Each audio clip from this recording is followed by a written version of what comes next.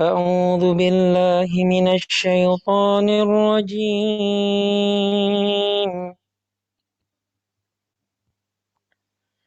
بسم الله الرحمن الرحيم.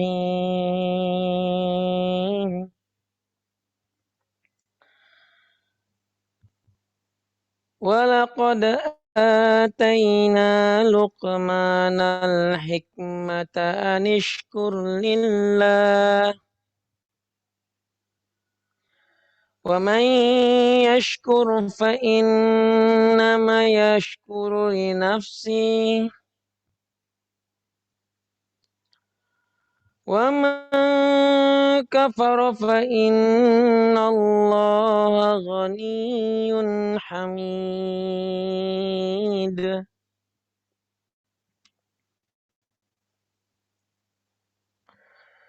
وإذ قال لقمان لابنه وهو يعظه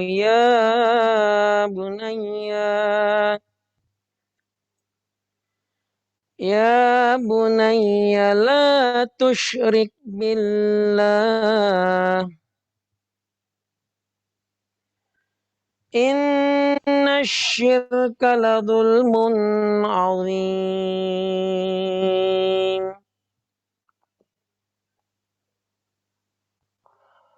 ووصينا الإنسان بوالديه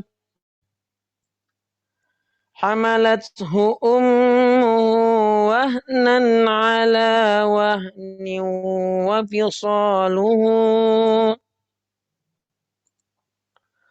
وفصاله في عامين أن اشكر لي ولوالديك إلي المصير.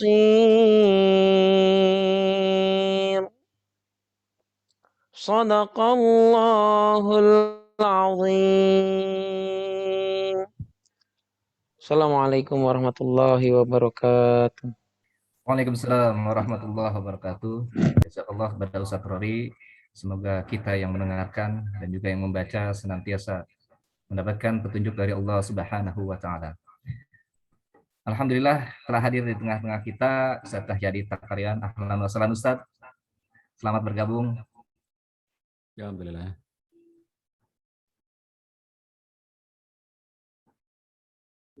Ya. Kita berlanjut ke acara selanjutnya, yakni sambutan. Sambutan ini akan disampaikan oleh Direktur Agen Kebaikan Umat kepada Ustadz Mardona. Waktu dan tempat dipersilakan. Baik, bismillahirrahmanirrahim. Assalamualaikum warahmatullahi wabarakatuh. Waalaikumsalam warahmatullahi wabarakatuh. Alhamdulillahirabbil alamin. Alhamdulillahilladzi nahmaduhu wa nasta'inuhu wa nastaghfiruh wa na'udzu billahi min sururi anfusina wa min sayyiati a'malina. May yahdihillahu fala mudhillalah wa may yudlilhu fala hadiyalah. Asyhadu an la ilaha illallah wa asyhadu anna Muhammadan 'abduhu wa rasuluhu la nabiyya ba'dah. Allahumma shalli wa sallim ala Muhammad wa ala alihi wa sahbihi ajma'in. Baik, yang kami hormati guru kita Ustaz Cahyadi Takaryawan, semoga Allah jaga dan lindungi beliau dalam ketaatan. Yang kami hormati para peserta, Bapak dan Ibu, orang tua yang hebat yang senantiasa mengupgrade dirinya dalam setiap keadaan pendidikan saat ini. Masya Allah, mudah-mudahan Allah anugerahkan pada kita anak-anak yang soleh dan solehah. Dan juga di sini telah hadir kami mengetahui para praktisi pendidikan. Salam takzim buat Bapak Ibu guru dimanapun berada. Dari Surabaya, Tangerang Selatan, dari Semarang, dan yang lainnya. Jarak Allah lipat hari ini, sehingga kita begitu mudahnya berjumpa dalam majelis ilmu bersama Ustaz Cahyadi Takaryawan dalam kajian online yang ketiga, peran orang tua terhadap kesiapan anak menghadapi PTM. Agen Kebaikan Umat punya visi untuk senantiasa menebar kebaikan di berbagai daerah di Indonesia. Hari ini, alhamdulillah pada tanggal 30 September lalu kami sempat berkunjung ke Yogyakarta bertemu dengan guru kita Ustaz Cahyadi, dan ada satu keresahan yang harus kita jawab bersama, bahwa selama ini anak-anak PTM, anak-anak kita yang mengikuti pembelajaran di rumah ya sudah sangat nyaman dan terkondisikan dengan cara belajar secara daring. Kemudian hari ini pemerintah kita sudah membolehkan untuk pertemuan secara terbatas. Sepertinya butuh ada adaptasi, sepertinya butuh ada pengantar dari orang tua, dan bagaimana peran kita untuk mengantarkan anak-anak kita kepada kebiasaan baru. Semoga kita bisa mengambil peran terbaik untuk anak-anak kita, dan semoga saja kajian kali ini bisa sedikit memberikan bekal kepada kita untuk bisa memotivasi, kemudian membekali anak-anak kita untuk bisa lebih semangat lagi dalam mengikuti pembelajaran di sekolah. Dan terakhir, Agen Kebaikan Umat mengucapkan terima kasih kepada semua pihak yang telah berpartisipasi, khususnya para donatur yang begitu setia menemani perjalanan kami dalam program-program kami. Terakhir kami laporkan bahwa gerakan sedekah mushaf yang dilakukan Agen Kebaikan Umat dari 34 provinsi, insya Allah sudah menginjak 33 provinsi. Esok hari kami akan mengirimkan 5.000 Al-Quran ke Papua bersama Ustadz Fadlan Garamatan. Mohon doanya mudah-mudahan gerakan ini terus menyapa seluruh pelosok Nusantara sehingga semakin banyak orang yang baca Al-Quran, juga gerakan sedekah Iqra dan sedekah air. Demikian dari kami. Wa'alaikum minkum. Assalamualaikum warahmatullahi wabarakatuh. Waalaikumsalam warahmatullahi wabarakatuh. Jazakallah Warahmatullahi wabarakatuh. Tibalah kita kepada acara inti, ya ini penyampaian materi. Nah, untuk penyampaian materi akan dipandu oleh Ustadz kita yang ganteng. Pada Ustadz Askadia, dipersilakan. Baik, terima kasih kepada Saudara MC atas kesempatannya untuk saya. Bismillahirrahmanirrahim. Assalamualaikum warahmatullahi wabarakatuh. Selamat pagi, apa kabarnya ayah dan bunda? Semoga saudara kalian sehat dan selalu dalam lindungan Allah Subhanahu wa taala. Amin. Amin ya Allah. Amin. Ayah bunda, perkenalkan saya Aska. Izinkan saya hari ini saya akan menjadi moderator kajian online bersama dengan Ustadz Cahyadi Tayawan. Pertama-tama saya ingin mengucapkan terima kasih kepada ayah dan bunda yang telah meluangkan waktunya di pagi hari ini untuk mengikuti kajian online.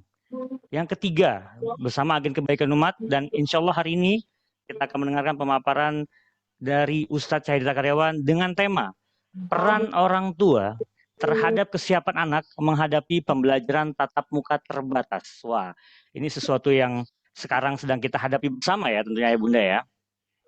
Ayah bunda, kita tahu bersama bahwa pandemi COVID-19 di Indonesia saat ini sedang mengalami penurunan jumlah kasus. Tentunya kabar baik ini bisa menjadi sebuah motivasi untuk melaksanakan kembali kehidupan new normal di berbagai lini kehidupan. Tak terkecuali termasuk dunia pendidikan. Dengan melandainya angka COVID saat ini, pemerintah pun kemudian memutuskan untuk mengizinkan kembali kegiatan pembelajaran tatap muka, namun secara terbatas.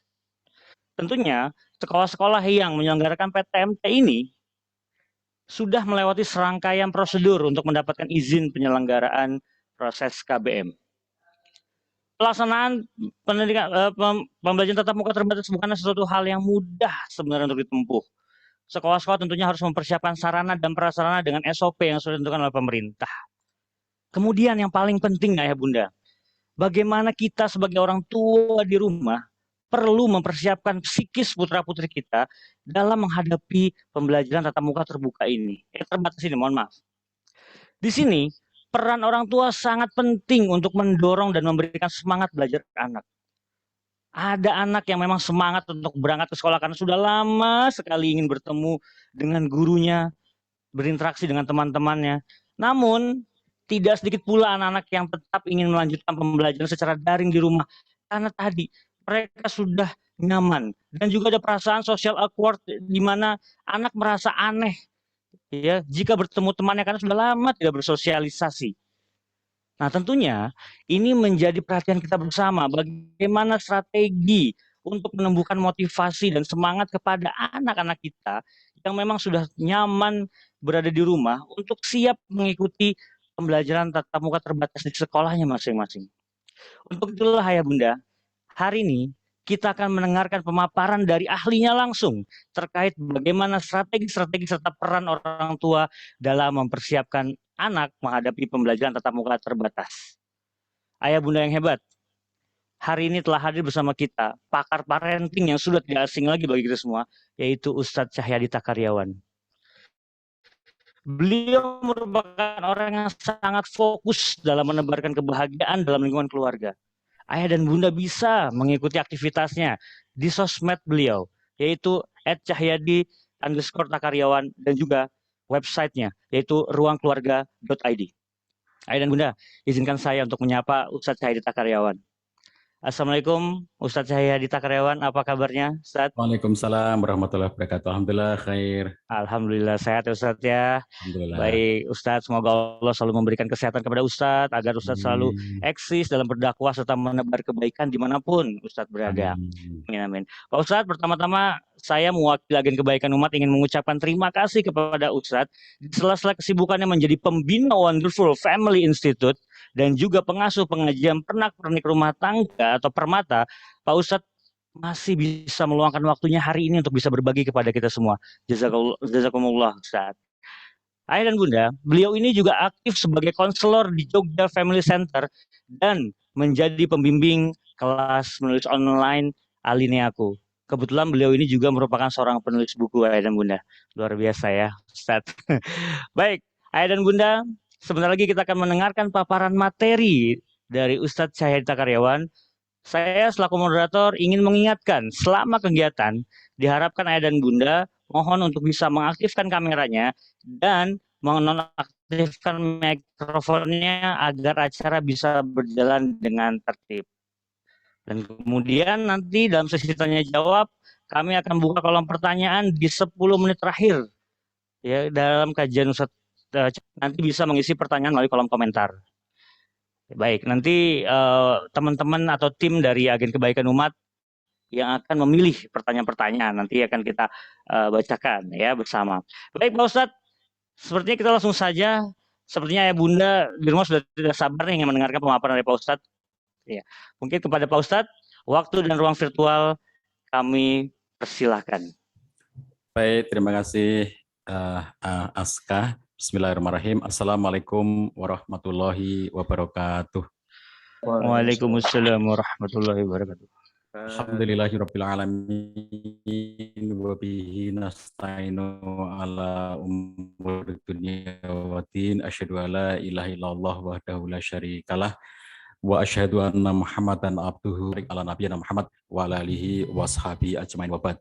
Bapak Ibu yang dirahmati Allah SWT, wabil khusus Ustadz Mardona, Direktur dari Agen Kebaikan Umat, aku dan semua kru aku, serta Bapak Ibu sekalian, ayah bunda yang dirahmati Allah SWT, berbahagia sekali pada kesempatan pagi hari ini kita bisa silaturahim walaupun hanya secara online untuk bersama-sama berdiskusi, berdialog tentang hal yang sangat urgent dalam kehidupan kita, terutama untuk mempersiapkan generasi-generasi penerus kita yang soleh dan solihah, yang mereka kelak akan menjadi orang-orang yang jauh lebih baik daripada generasi kita untuk mewujudkan semua jenis kebaikan-kebaikan di muka bumi ini.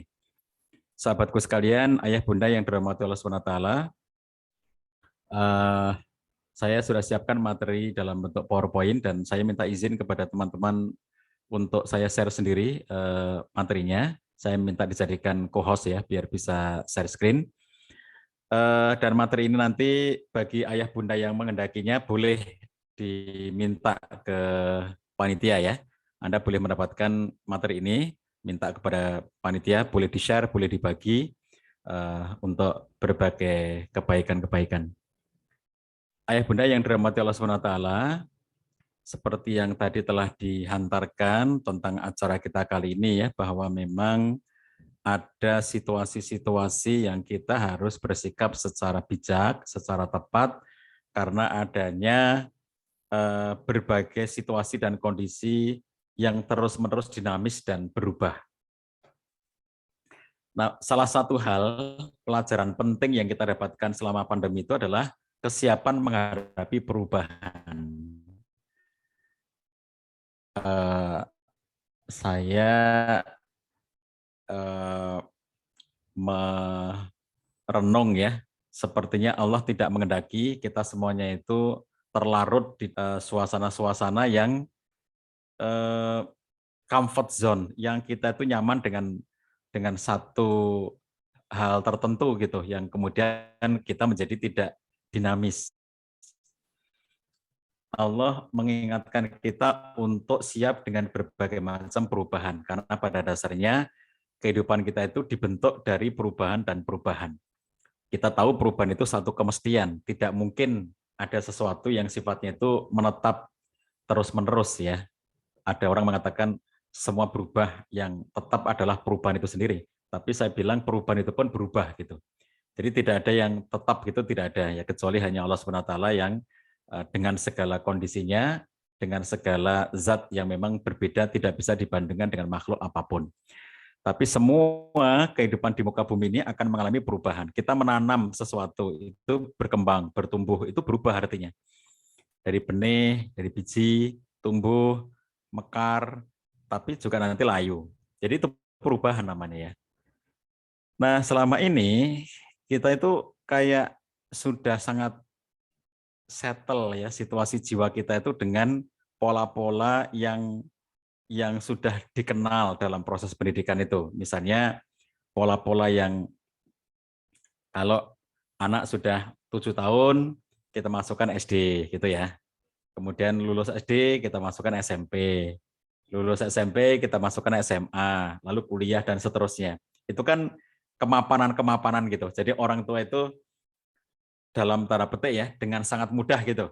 Itu kemudian udahlah dimasukin aja ke sekolah ini, dimasukin aja ke pesantren ini, dimasukkan aja ke boarding school ini. Sehingga akhirnya orang tua itu kayak sudah lepas tanggung jawab ya. Banyak orang tua yang lepas tanggung jawab, merasa bahwa dirinya sudah menitipkan kepada lembaga-lembaga pendidikan. Padahal kalau kita lihat lembaga pendidikan itu kan adanya sekarang gitu ya, zaman sekarang ini. Zaman dulu kan tidak ada, ya. Bukan hanya zaman nabi-nabi terdahulu, di zaman Nabi Muhammad SAW juga sebagai nabi terakhir ya, itu juga tidak ada. Jadi nggak ada sahabat sekolah di lembaga formal gitu, nggak ada ya. Sahabat kok lulusan pesantren itu kan tidak ada. Jadi kalau ada orang mengatakan anaknya harus masuk pesantren, ya enggak lah kalau dikatakan harus ya. Kenapa harus? Nabi juga bukan alumni pondok pesantren gitu. Sahabat juga bukan alumni pondok pesantren. Jadi kalau kita perhatikan lembaga pendidikan itu adanya sekarang. Zaman dulu tidak ada lembaga-lembaga formal. Kalau pendidikan itu sudah ada sejak zaman azali, itu sudah ada pendidikan, edukasi, proses tarbiyah, proses takdib, proses untuk mencerahkan pemikiran dan jiwa itu sudah dari zaman dulu ya, sudah ada gitu. Tapi letaknya bukan di lembaga pendidikan, bukan di lembaga-lembaga formal. Letaknya ada pada nomor satu adalah keluarga, rumah tangga. Itu nomor satu. Nomor duanya adalah pada orang-orang tertentu yang dianggap memiliki kelebihan dibandingkan dengan orang lainnya. Makanya kalau kita lihat tokoh-tokoh di zaman dulu itu ya, mereka menjadi baik itu karena dibina di rumah, dididik di rumah oleh orang tuanya. Lalu kalau misalnya kita lihat di zaman Nabi SAW, para sahabat itu belajarnya langsung kepada Nabi SAW. Jadi selain di rumah diajari, mereka sudah mendapatkan guru terbaik. Itulah para sahabat Nabi, orang-orang yang hidup di zaman Nabi SAW itu orang pilihan. Allah memilihnya. Memilih sekelompok orang yang akhirnya menjadi sahabat Nabi itu untuk menjadi pendamping dari Nabi SAW. Jadi mereka ini, kalau kita mengatakan ya, Nabi SAW itu orang pilihan, bukan hanya Nabi yang orang pilihan, para sahabat itu orang pilihan. Allah telah memilih generasi awal Islam, ya, sahabat-sahabat Nabi SAW itu untuk mendampingi beliau. Nah, jadi belajarnya kalau pada waktu itu langsung kepada Nabi SAW. Lalu generasi tabi'in, ketika Nabi SAW sudah tidak ada, generasi tabi'in itu mereka dididik di rumah. Lalu kemudian ditambah lagi mereka belajar kepada para sahabat yang sudah mulai berpencaran pada waktu itu. Sahabat Nabi SAW itu mulai ekspansi, berpencaran, mereka mengajarkan Islam yang mereka ketahui dari Nabi Sallallahu Alaihi Wasallam. Nah, murid-muridnya sahabat itulah yang kita kenal sebagai generasi tabi'in. Demikian pula nanti tabi'ut tabi'in. Mereka itu belajar utamanya di rumah, ditambah dengan mereka mereka belajar dari generasi tabi'in, muridnya para sahabat itu. Nah, orang-orang yang belajar kepada generasi tabi'in itulah yang kita sebut sebagai tabi'ut tabi'in. Sahabat sekalian, jadi di masa-masa terdahulu, terutama di zaman Nabi Sallallahu Alaihi Wasallam, tidak ada lembaga formal ya. Nanti zaman-zaman setelah itu baru muncul ada pesantren atau lembaga-lembaga pendidikan. Nah, oleh karenanya tidak boleh kita itu merasa bahwa sudah selesai tugas kita apabila kita menitipkan anak di sekolah, di pesantren, di lembaga-lembaga pendidikan. Kita nggak boleh untuk merasa diri sudah selesai. Karena sebetulnya lembaga pendidikan ini hanyalah pihak yang membantu, pihak yang melaksanakan secara teknis, tetapi hakikat dari proses pendidikan itu adanya pada orang tua. Itu adalah kalau sering saya sebut sebagai fitrahnya orang tua ya. Kita di konteks pendidikan kita suka bicara tentang fitrah anak gitu ya. Pendidikan berbasis fitrah lah, jangan hanya ngomongin anak kalau kita bilang fitrah. Nah, fitrahnya orang tua itu apa? Mendidik ya.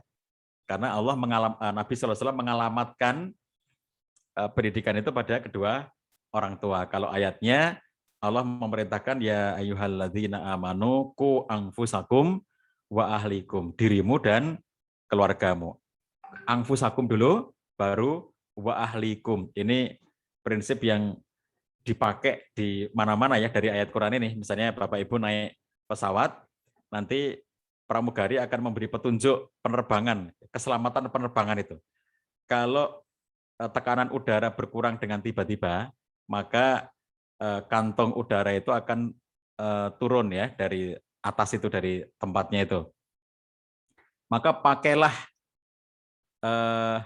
kantong udara itu kan untuk alat pernafasan. Dan kalau orang tua membawa anak, orang tua memakai dulu, lah itu namanya prinsip ku anfusakum. Setelah orang tua memakai dulu, baru wa ahlikum, baru memakaikan kepada anaknya.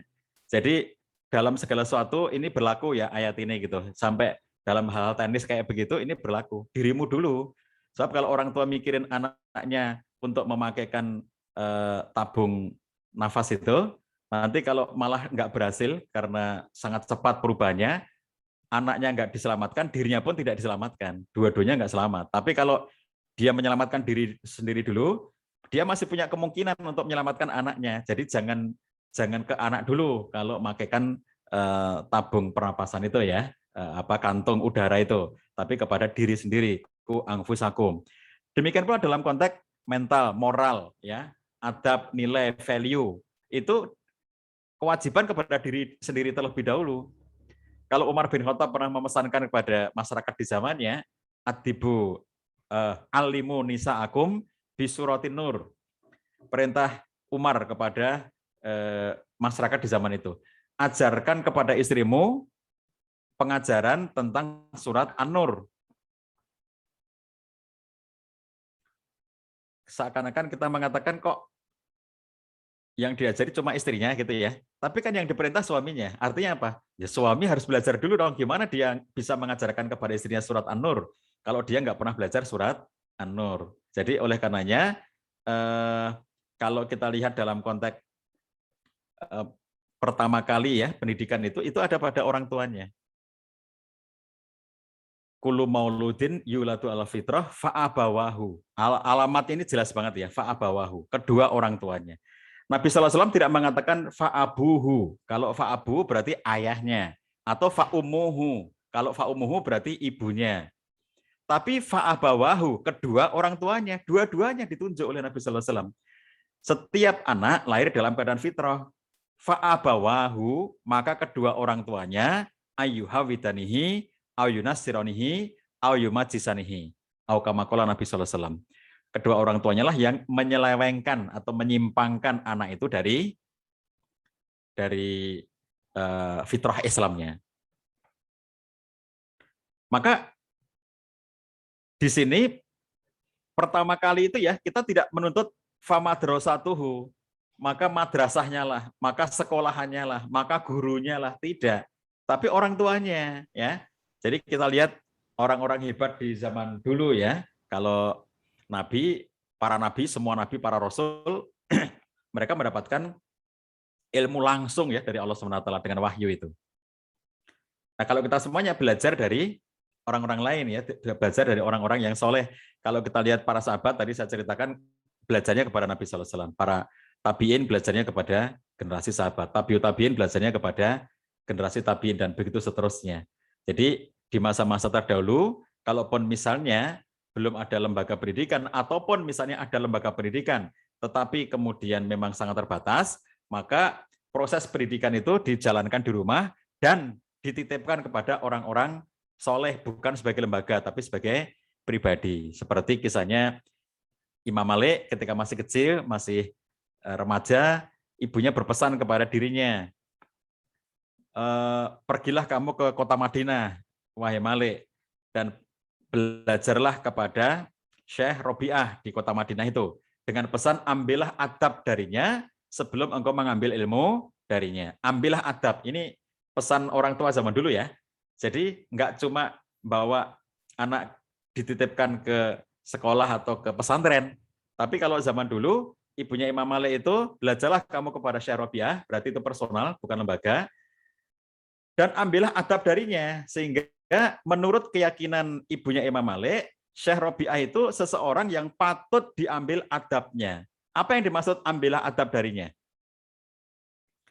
Jadi yang dimaksud dengan ambillah adab darinya sebelum mengambil ilmunya itu artinya kamu hidup dengan dia. Kamu berperilaku seperti perilaku dia. Bagaimana dia makan, bagaimana dia berjalan, bagaimana dia tidur, bagaimana dia ngomong, bagaimana dia berinteraksi dengan orang lain. Itu yang namanya adab. Ya, jadi bukan pelajaran tentang adab. Yang dimaksud dengan adab adalah bukan itu, ya. Tetapi ambillah adab darinya itu artinya kamu lihat bagaimana dia hidup dan ikutilah apa yang menjadi kehidupannya. Makanya Imam Malik itu salah satu ya, tentu saja ulama-ulama yang lain juga demikian, tetapi Imam Malik adalah salah satu dari sekian banyak ulama yang bukan hanya dikenal dengan ilmunya, tapi dikenal dengan adabnya yang luar biasa. Sehingga di antara murid Imam Malik mengatakan, kami lebih banyak mengambil adab dari Imam Malik dibandingkan dengan ilmunya. Nah, itu luar biasa ya. Jadi bagaimana adab Imam Malik dalam kehidupan sehari-hari yang mereka lihat langsung dari Imam Malik itu lebih banyak diambil dibandingkan dengan apa yang diajarkan secara keilmuan. Nah, ini orang tua ya. Sebelum ada lembaga-lembaga pendidikan, zaman dulu orang tua itu berperan penuh untuk melakukan proses pendidikan anak.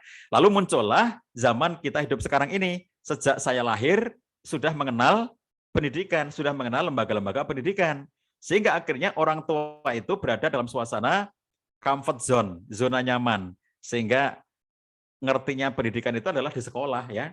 Di rumah nggak diapa-apain, lahir ya lahir gitu aja. Mereka sebagai orang tua biologis ya, yang melahirkan anak gitu dari hasil pernikahan. Lalu setelah itu nanti kalau sudah umur 3 tahun mulai dibawa ke playgroup. Kalau lambung playgroup nanti ya masuk ke TK, TKA, TKB gitu sampai umur 6 tahun. Lalu setelah itu masuk SD setelah 7 tahun gitu ya. Sekarang peraturan SD 7 tahun, zaman saya dulu 6 tahun ya. Kalau sekarang harus 7 tahun. Kemarin tetangga saya daftar SD anaknya ditolak hanya gara-gara kurang 3 hari umur anaknya. Jadi 7 tahun kurang 3 hari itu ditolak masuk SD. Dampaknya dia tetap harus di TK. Sehingga dia menjadi orang tertua di TK itu karena paling senior. Kemarin sudah di TK kelas B, sekarang masuk TK kelas B lagi. Jadi akhirnya malas-malasan si anak ini gitu ya.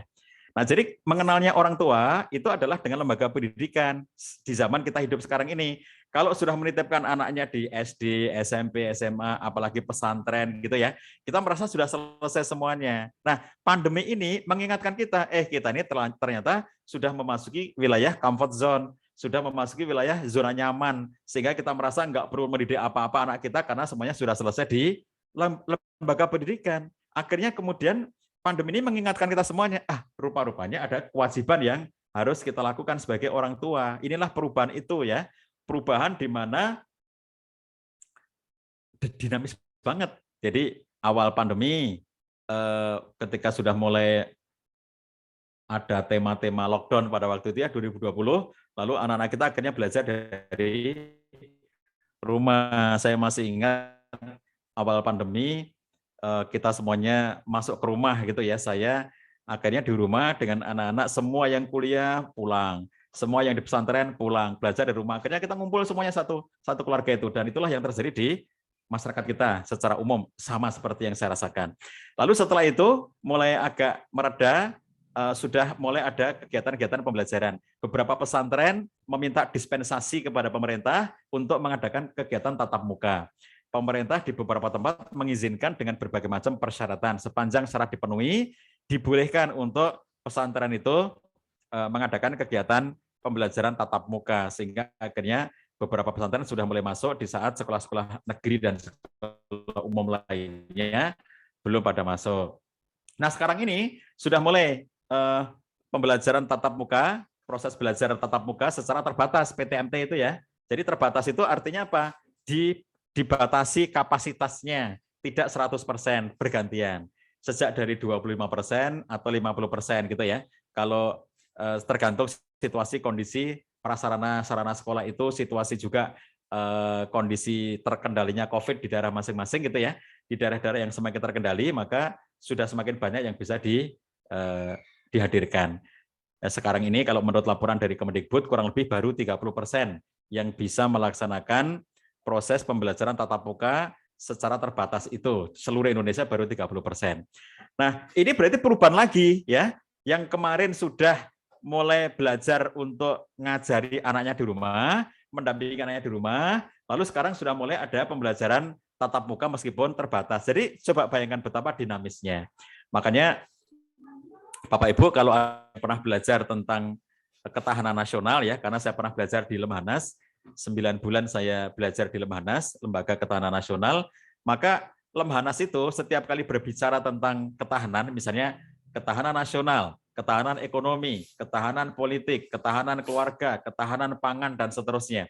Setiap kali mendefinisikan tentang ketahanan-ketahanan itu mesti diawali dengan kata-kata atau kalimat kondisi dinamis. Misalnya gini, ketahanan nasional adalah kondisi dinamis sebuah bangsa yang terdiri dari bla bla bla. Jadi kalimat awalnya mesti kondisi dinamis. Jadi kalau di Lemhanas itu ya, saya mendapatkan banyak pembelajaran bahwa sebetulnya orang itu nggak boleh berada dalam suasana comfort zone. Kenapa? Karena hidup ini dinamis. Segala sesuatu itu akan memiliki ketahanan apabila kita itu berada dalam situasi dinamis. Tapi kalau kita berada dalam situasi comfort zone, statis, nggak bisa berubah, itu mesti akan kacau ya. Contohnya misalnya keluarga yang statis, yang tidak dinamis. Ketika menghadapi perubahan kecil, itu akan mengalami pergeseran keseimbangan. Kalau dalam bahasa sosiologinya kita menyebut dengan homeostatis. Homeostatis itu titik keseimbangan. Jadi gini, manusia kita secara umum itu berkecenderungan untuk menempati titik keseimbangan. Itu kecenderungan umum. Jadi misalnya kalau kita itu contoh proses adaptasi itu ya, sesuatu yang semula kita merasa nggak nyaman, tapi kalau terus-menerus kita nanti akan berusaha untuk menyamankan diri. Jadi itu namanya titik homeostatis. Ada orang tinggal beli rumah, karena rumahnya dijual murah gitu ya, langsung dibeli, dan begitu dia mulai tinggal di rumah yang baru saja dibeli itu, mereka baru tahu bahwa ternyata rumahnya itu dekat dengan TPA, tempat pembuangan akhir sampah, di mana bau luar biasa ya. Jadi bau sampah itu luar biasa. Nah, mereka yang datang itu semula nggak tahu waktu membeli itu ya, bahwa di belakang rumah sana, nggak tahu jauh, itu adalah tempat pembuangan akhir sampah. Mereka nggak tahu. Begitu sudah mulai ditempati, mereka bingung kenapa rumahnya bau banget. Dicari-cari sumbernya nggak ada di dalam rumah itu. Setelah berkeliling sekitar, baru ketahuan bahwa ternyata nggak jauh dari rumahnya itu ada tempat pembuangan akhir sampah yang menggunung, yang luar biasa banyaknya. Dampaknya baunya sampai kemana-mana, sampai ke rumahnya dia, dan lingkungan itu semuanya bau. Kenapa yang lain itu nggak protes? Karena mereka sudah lama di situ. Jadi begitu orang baru, dia ngerasa terganggu dengan bau. Mereka masih berusaha untuk membuang bau itu ya dengan kipas angin yang banyak, sehingga anginnya sampai di mana-mana. Kemudian mereka ngasih pewangi ruangan dan seterusnya gitu, agar mereka bisa terhindar dari bau yang tidak enak itu. Tapi setelah sebulan, 2 bulan, 3 bulan, mereka tidak lagi merasa bau. Tahu enggak apa yang terjadi? Apakah baunya hilang? Tidak. Itulah namanya homeostatis. Jadi mereka menemukan titik keseimbangan baru. Yang semula mereka merasa bahwa baunya enggak enak, tapi setelah kemudian mereka itu lama di situ, mereka akhirnya mencapai titik keseimbangan. Jadi akhirnya bau yang enggak enak itu akhirnya sudah teradaptasikan, sudah biasa aja gitu ya. Nah, orang itu akan eksis atau apapun, misalnya lembaga itu akan eksis apabila mereka itu bisa beradaptasi dalam setiap perubahan. Demikian pula keluarga. Siapa keluarga yang bisa beradaptasi dalam setiap titik perubahan, maka mereka keluarga yang akan memiliki ketahanan yang baik, akan memiliki eksistensi. Lembaga juga demikian. Lembaga-lembaga pendidikan yang eksis adalah mereka yang mampu melakukan proses adaptasi. Bisnis juga demikian. Bisnis yang eksis itu adalah yang mampu beradaptasi. Zaman saya masih muda, Bapak Ibu, saya pernah muda ya, jadi jangan mengira saya langsung tua begini. Dulu ketika saya masih muda, itu ada usaha-usaha yang sangat banyak di semua kota ya, yang namanya cuci cetak foto. Ini kalau Bapak Ibu ada yang seumuran saya, tahu apa yang disebut dengan usaha cuci cetak foto. Jadi kalau kita motret, itu pakai roll, pakai film, roll film ya, yang kalau kita beli isinya ada yang 16, ada yang 32, ada yang 36 gitu ya. Nanti kalau masanya salah, itu hangus semuanya, nggak bisa kepakai gitu. Kalau masanya salah itu kena cahaya sedikit aja, dia langsung gelap, langsung hitam gitu. Nah, nanti setelah kita pakai motret, lalu setelah itu habis, misalnya isinya 36, setelah selesai 36 kali kita motret, jadi kita hanya punya kesempatan 36 kali untuk motret itu ya. Bandingin zaman sekarang itu ya, sekali motret kita bisa 50 kali, langsung 50 kali gitu. Dan itu dengan mudah juga kita hapus kalau kita mau gitu ya, di handphone kita masing-masing.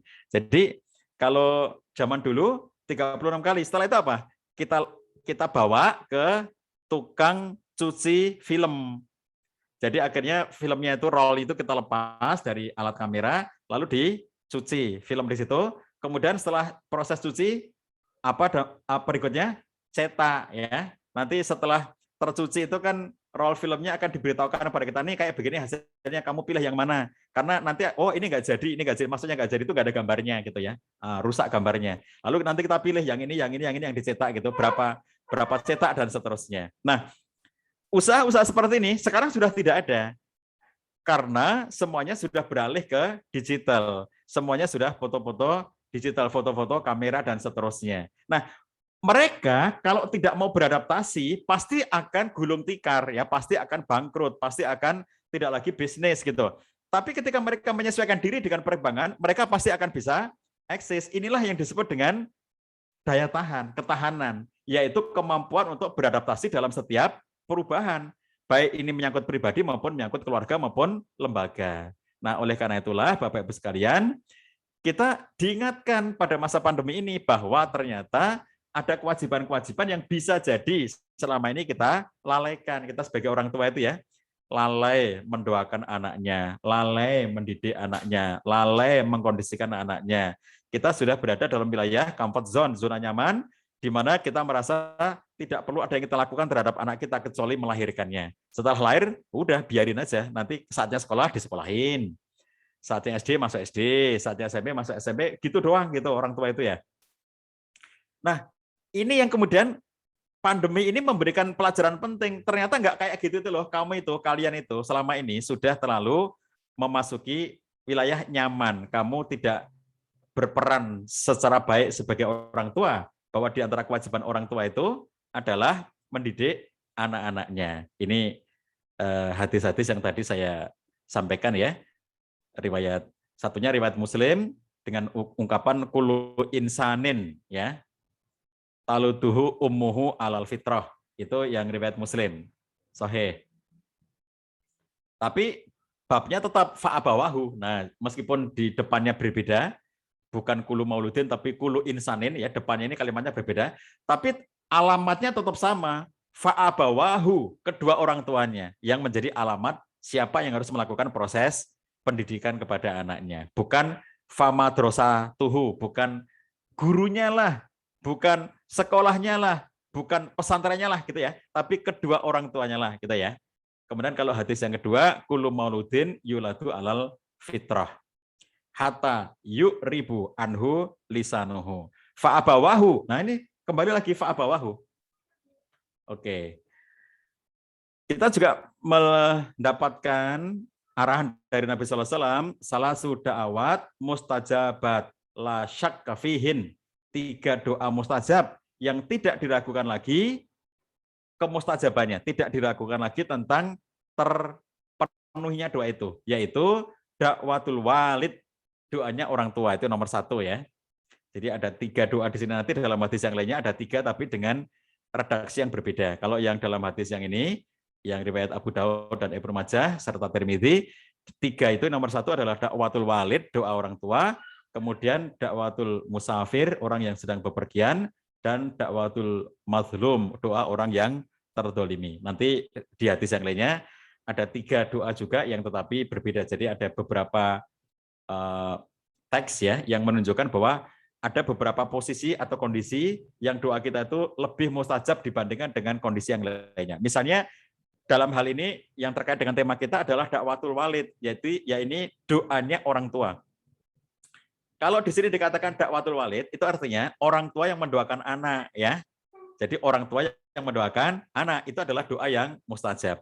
Jadi siapapun orang tua punya anak, sebut nama anak untuk didoakan, itu doa yang mustajab. Jadi kalau di antara Anda, teman-teman, sahabatku sekalian, Anda masih sebagai anak gitu ya, yang punya orang tua, kalau Anda punya hal tertentu, punya hajat tertentu, minta kepada orang tua untuk mendoakan. Ayah, ibu, aku besok mau ujian ini bagi yang pelajar atau mahasiswa ya, tolong doakan aku, karena doanya orang tua itu mustajab. Jadi minta kepada orang tua. Jangan minta kepada yang lain-lain dulu ya, karena yang jelas ada nasnya bahwa doa mustajab itu doa orang tua. Anda boleh minta sama teman-teman Anda, doakan aku ya, teman-teman boleh-boleh aja. Tapi Anda nomor 1 minta doa kepada kedua orang tua, karena doa kedua orang tua itu mustajab. Aku besok mau ujian, tolong doakan ya ayah, tolong doakan ibu. Aku besok tes mau penerimaan pekerjaan, tolong aku doakan ya ayah ibu, begitu ya, supaya kemudian dimudahkan. Baik, dalam Quran kemudian banyak dijumpai contoh doa-doa orang tua itu. Robbi habli minas solihin, surat As-Saffat ayat 100. Ya Allah, anugerahkan kepadaku anak yang soleh, bukan hanya anak ya. Kalau cuma anak itu berarti adalah biologis, tapi anak yang soleh, Robbi habli minas solihin, itu berarti ada konteks ideologis. Jadi kalau anak doang ini berarti adalah konteks biologis bahwa hasil perkawinan itu menghasilkan anak. Tetapi minas solihin itu berarti konteks value, konteks nilai. Sehingga yang kita minta bukan hanya hadirnya anak, tetapi anak yang memiliki kesolihan atau kesolihahan.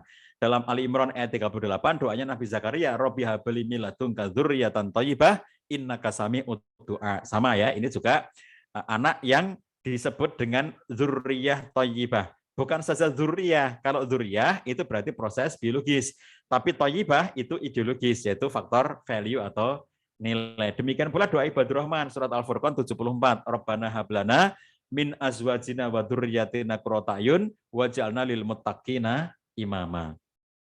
Ini permintaan agar kita mendapatkan min azwajina dari pasangan-pasangan kita. Jadi kalau yang baca ini laki-laki berarti ini istrinya, kalau yang baca ini istri berarti ini suaminya, karena azwaja itu artinya pasangan. Wa dzurriyyatina, dan anak-anak keturunan kami, qurrata ayun, menjadi penyejuk mata hati kami. Imam Hasan al-Basri ditanya, qurrata ayun ini urusan dunia atau urusan akhirat?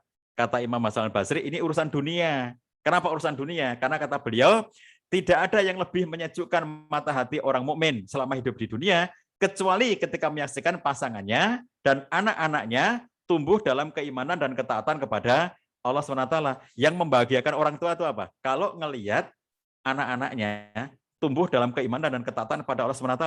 Kalau anaknya kaya raya, jabatannya tinggi, tapi ternyata dia jauh dari Allah, tidak taat kepada Allah, nggak akan bahagia orang tuanya, percayalah ya. Anak yang suksesnya kayak apa dalam kehidupan dunia, tetapi dia bukan orang beriman, bukan orang bertakwa, nggak soleh, nggak solihah gitu ya. Itu seperti apapun kekayaannya, seperti apapun jabatannya, itu tidak akan bisa membahagiakan orang tuanya dengan sesungguhnya, karena kelakuannya pasti kelakuan yang aneh-aneh kalau orang itu nggak beriman dan bertakwa kepada Allah SWT. Nggak jadi orang soleh, nggak jadi orang solihah ya. Nah, oleh karena itu, peran apa yang harus dilakukan oleh ayah bunda untuk menyiapkan Ananda menghadapi PTMT? Bapak Ibu sekalian, nomor satu yang harus sangat kokoh ditanamkan dan dimiliki oleh kedua orang tua adalah membangun kesamaan visi. Anak kita ini mau kita hantarkan untuk menjadi seperti apa. Kalau orang tuanya sudah memiliki kesamaan visi, maka mereka akan berkolaborasi secara positif karena visinya sudah sama. Bapak Ibu mungkin pernah dengar ya, ada konfliknya suami istri yang disebabkan oleh karena visi mereka dalam konteks pendidikan. Visi mereka dalam konteks mendidik anak. Kata suaminya, udah di sekolah umum biar anak kita nanti tuh jadi ini jadi itu gitu ya. Kata istrinya, oh jangan, di sekolah pesantren aja. Kata suaminya, nanti kalau di pesantren dia nggak bisa masuk perguruan tinggi favorit gitu. Kata istrinya, nggak apa-apa, nggak masuk perguruan tinggi favorit, yang penting dia jadi anak baik. Nah, ini contoh konflik dalam konteks value, konflik dalam konteks nilai.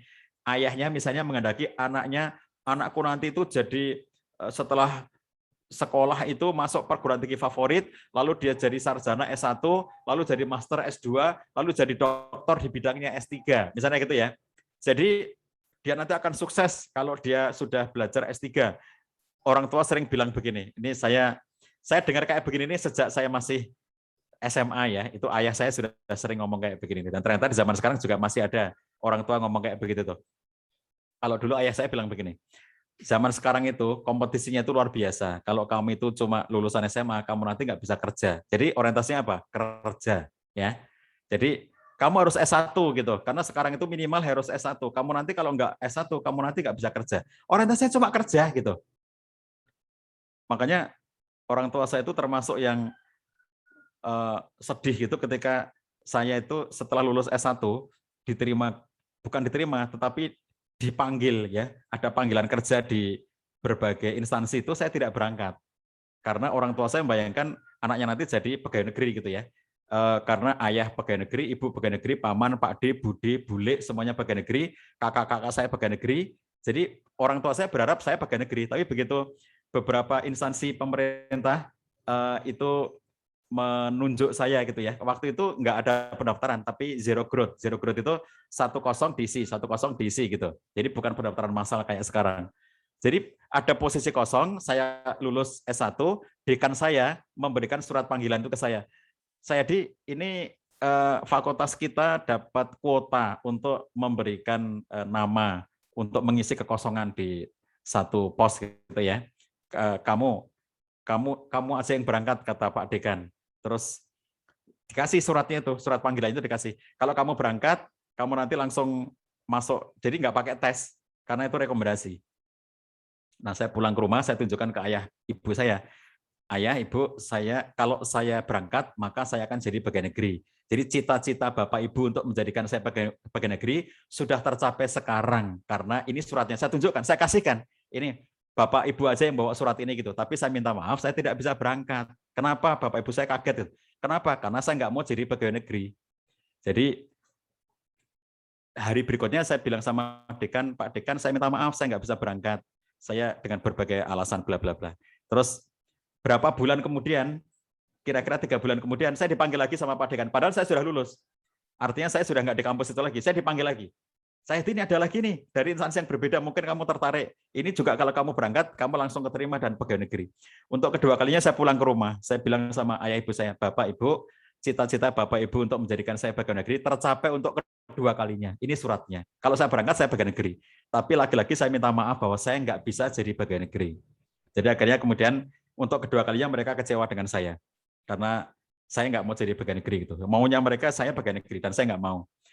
Ya zaman berubah ya teman-teman sekalian. Waktu itu zaman Pak Harto. Saya nggak mau pegawai negeri di zaman Pak Harto. Intinya itu. Saya nggak mau jadi pegawai negeri di zaman Pak Harto. Andai waktu itu presidennya bukan Pak Harto, mungkin ya saya punya pertimbangan lain gitu. Tapi waktu itu presidennya Soeharto. Jadi saya nggak bisa jadi pegawai negeri di zaman itu. Nah jadi ketika kemudian orang tua itu berpikir bahwa sekolah itu jurusannya dengan pekerjaan gitu ya, itu jadi praktis banget. sekolah apa yang nanti akan membuat kamu dapat pekerjaan baik. Nah, itu jadi pragmatis banget. Nah, di sini kadang-kadang bertabrakan value.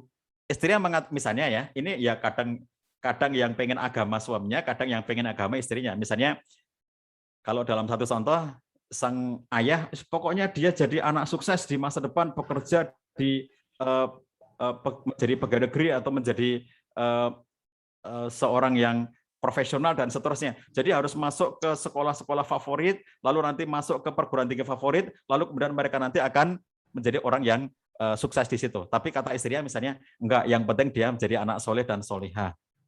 Jadi yang penting agamanya baik, yang penting dia menjadi orang yang terbina dengan baik dalam Islam, sehingga sekolahkan di pesantren. Nanti kalaupun nggak bisa keterima di perguruan tinggi favorit, dia tetap bisa belajar meneruskan di sekolah perguruan tinggi lainnya, yang meskipun bukan favorit tapi tetap di jalur agama. Pada waktu itu konflik-konflik kayak begitu ya, sampai sekarang ternyata masih ada.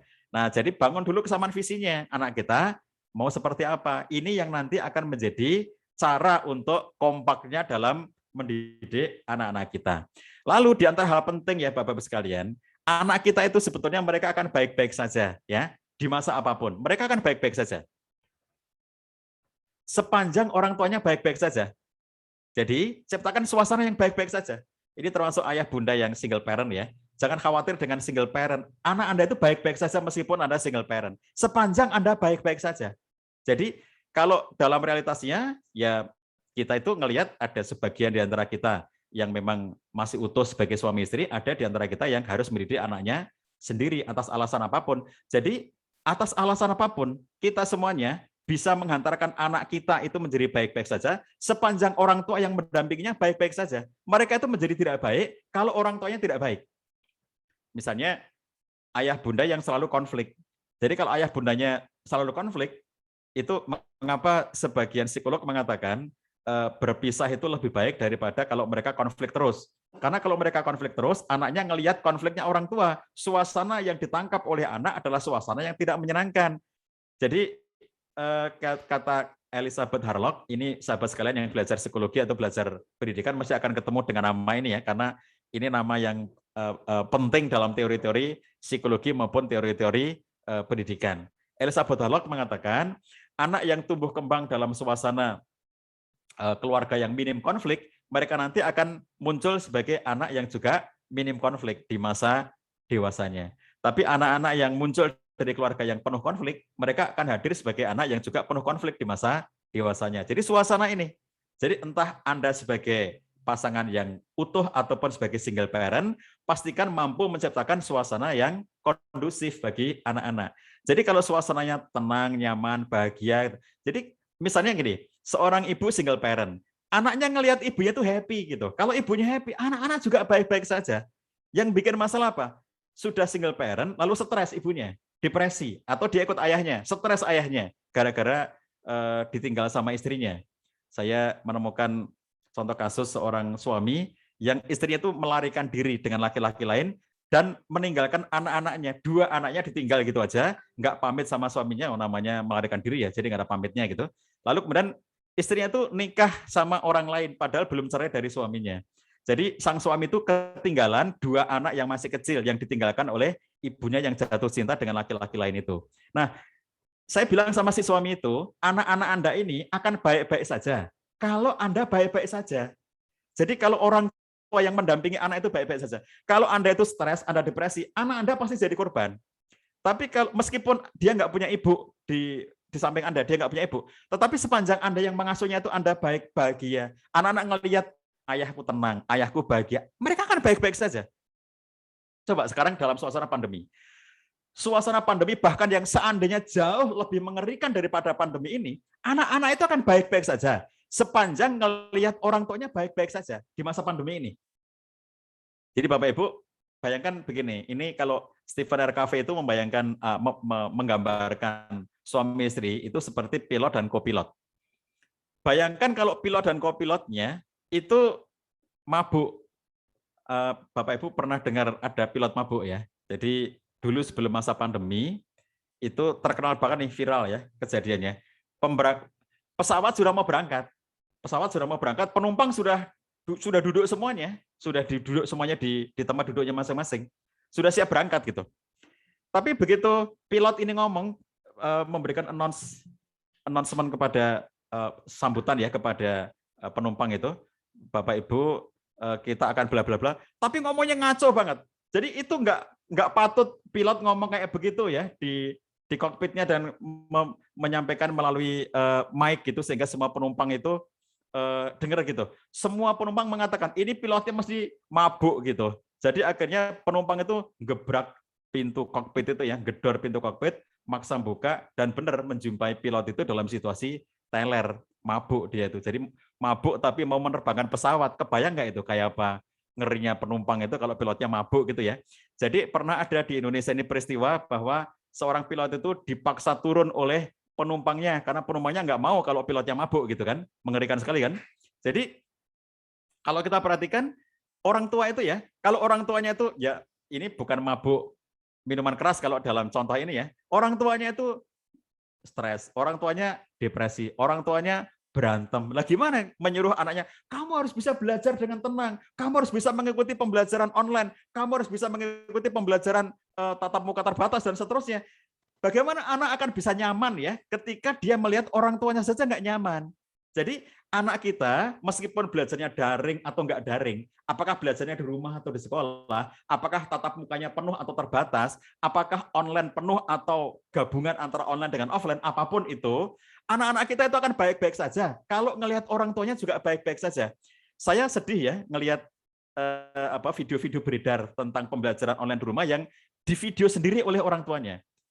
Awal-awal dulu banyak emak-emak stres gara-gara anaknya di rumah nggak mau ngikuti belajar online, lalu ketika ada tugas-tugas nggak bisa ngerjain, akhirnya siapa yang ngerjain? Orang tuanya ngerjain supaya bisa ngumpul. Karena kalau nggak ngumpul nanti bisa jadi bermasalah gitu. Akhirnya yang ngerjain orang tuanya, stres orang tuanya, bingung orang tuanya, karena anaknya nggak mau ngerjain. Lalu akhirnya kemudian di video sendiri sama emak-emak itu ya, kelihatan kan emak lagi marahin anaknya, emak lagi memaki-maki anaknya gitu ya, yang dianggap nggak bisa nggak mau belajar itu, akhirnya emaknya yang belajar, emaknya yang tidak ngerti, sudah lupa kan matematika SD kayak apa gitu, sementara anaknya nggak mau ngerjain, akhirnya emaknya yang ngerjain, emaknya sudah lupa matematika SD, lalu akhirnya dia harus belajar lagi kan matematika SD itu.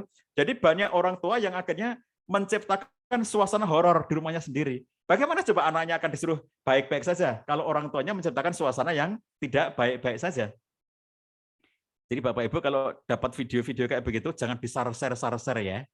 Prinsipnya adalah berhenti di Anda. Kalau Anda menemukan kayak begitu beredar di satu grup, jangan Anda share lagi. Karena itu sebetulnya adalah kekerasan terhadap anak ya. Bullying yang dilakukan orang tuanya kepada anak itu tidak patut untuk dijadikan bahan tertawaan. Oh lucu ini emaknya ini ngamuk-ngamuk. Itu bukan lucu, itu menyedihkan. Ya, harusnya dia nggak ngamuk-ngamuk, harusnya dia tidak memvideo, harusnya dia tidak menyebar videonya itu. Itu menyedihkan, bukan lucu ya, jangan dianggap itu lucu. Itu bullying terhadap anak sendiri, terkenal se-Indonesia bahkan seluruh dunia gara-gara emaknya marah-marah sama dia dan divideokan dan kemudian di-share. Coba, jadi Bapak Ibu sekalian, kalau menemukan yang gitu-gitu, yang model-model kayak begitu, pokoknya prinsipnya satu, berhenti di Anda. Kalaupun Anda menemukan itu di grup, dari grup apapun ya, Anda berada di grup, kalau Anda itu punya 10 grup ya yang aktif, lalu kemudian ketika ada viral kayak gitu, 10 grup itu ada semuanya, video kayak gitu tuh. Jadi saya dapat video kayak gitu di banyak grup ya, dan saya selalu berkomentar, jangan posting kayak begini, ini bullying terhadap anak, saya bilang. Jadi hapus, saya bilang itu, tapi nggak mau ngapus mereka ya. Ini lucu, Pak, ini lucu. Enggak, saya bilang itu nggak lucu. Itu tuh menyedihkan. Harusnya ibu itu nggak marah. Harusnya ibu itu tidak memvideo. Harusnya ibu itu tidak men-share video itu. Meskipun si ibu mungkin memvideo itu lalu di-share-nya hanya di grup orang tua siswa. Misalnya dia ingin menunjukkan, ini loh Pak Guru, ini loh siswa itu kalau belajar daring kayak begini. Ini loh emaknya yang stres. Mungkin dia hanya ingin menunjukkan itu ke grup di satu grup saja, bahwa orang tua murid dengan guru ada grupnya. Mungkin hanya di situ dia nge-share-nya. Tapi kan isinya berapa orang di situ, dan masing-masing nge-share. Begitu nge-share lalu orang nge-share lagi gitu ya. Nah itu contoh ya, horornya itu kebawa kemana-mana.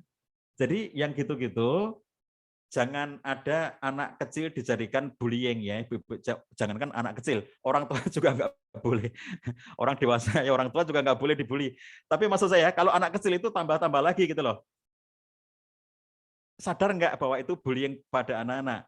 Anak SD, seragam SD merah putih itu disuruh maju ke depan kelas oleh gurunya, suruh nyanyi sesuatu, nggak bisa, ditertawakan oleh teman-temannya, di-share lagi oleh gurunya, di video lagi oleh gurunya. Apa dia nggak nyadar itu loh, bahwa itu adalah bullying pada muridnya itu. Terkenal di mana-mana.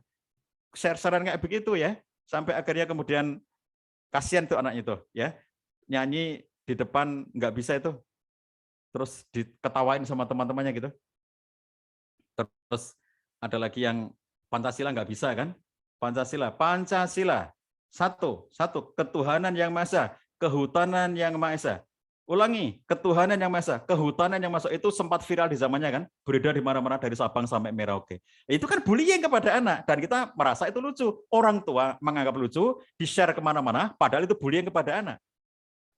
Jadi itu nggak lucu ya, teman-teman sekalian. Gurunya itu nggak lucu banget tuh. Masa kayak gitu di video oleh gurunya? Itu nggak lucu banget ya. Jadi jangan ditertawakan tuh, sedih kayak gitu tuh. Harusnya gurunya nggak boleh kayak begitu. Harusnya dia nggak boleh nge-share kayak gitu. Anak nggak bisa jangan ditertawakan. Anak nggak bisa jangan divideokan. Ngerti kalau itu nggak bisa gitu ya. Yang belum lama beredar juga itu apa itu anak sekolah disuruh ngomong apa yang nggak bisa itu ya. Suruh ngomong apa lah, saya lupa kalimatnya gitu. Tapi anak ini nggak bisa terus kan, salah terus gitu. Dan akhirnya jadi ketawaan lalu malah di-share itu ya. Nah itu kan yang gitu-gitu ya. Berhenti di Anda yang begini ya. Nah, menciptakan suasana yang kondusif. Jadi kalau anak itu lagi nggak mau, jangan malah di video. Anak itu lagi nggak bisa belajar, sudah ibunya marah-marah, marahnya dirinya di video sendiri, dia tunjukkan bagaimana dia memarahi anaknya gitu ya. Yang Bapak Ibu ingat kata-kata anak yang di video itu, salah satunya. Sekian banyak video ya, tapi salah satunya, otak aku hilang kata anaknya. Otak aku itu hilang gitu, kata si anak itu ya. Jadi dia merasa bahwa dia sudah nggak bisa lagi untuk belajar dengan baik itu. Saya hanya ingin mengatakan bahwa sebetulnya anak itu akan baik-baik saja kalau suasana di rumah itu baik-baik saja. Lah bapak ibunya kayak gitu. Bahkan di antara kasus yang paling tragis di Indonesia selama masa pandemi tahun 2020 adalah seorang anak yang meninggal dunia karena dipukuli oleh ayahnya. Anak kelas 1 SD, tidak bisa belajar online. Kemudian ayahnya marah gara-gara ayahnya ini juga marahnya kenapa? Karena dia juga problem ekonomi. Setelah masa pandemi, nggak bisa jualan, nggak bisa kerja, suasana ekonominya kacau, belum bisa bangkit lagi, anaknya tidak kooperatif, sedangkan dia beli handphone untuk belajar anaknya saja sudah setengah mati, beli pulsa setengah mati, sudah begitu, anaknya nggak bisa gunakan, nggak mau belajar online, ngamuk. Ayahnya itu ya, dipukul-pukul, ayahnya, anaknya itu, anak kelas 1 SD itu mati, meninggal dunia. Innalillahi ya, bahwa kayak begitu tuh peristiwa paling tragis. Coba, suasananya horor di rumah ya. Suasananya horor. Orang tuanya ngamuk-ngamuk. Kamu harus belajar, kamu harus online, kamu lagi mana coba? Anak akan nyaman, anak akan happy itu kalau orang tuanya saya kayak gitu. Dengan melotot, menyuruh kamu harus mengikuti belajar, kamu harus ini, harus itu, gimana anaknya akan baik gitu ya. Jadi ciptakan suasana. Hadirkan suasana tenang, nyaman, bahagia, dan kondusif untuk pembelajaran anak-anak kita. Dalam suasana apapun, entah online murni, entah gabungan online dengan offline ya, seperti sekarang masa tatap muka secara terbatas gitu ya, yang 25% sampai 50% anak belajar bergantian setiap harinya, itu apapun situasinya di rumah berikan suasana yang kondusif. Nah, terakhir Bapak Ibu, ini kalau slide-nya bukan slide terakhir ya, masih banyak banget yang di belakang, tapi waktu kita habis, nanti kita sambung dengan diskusi aja.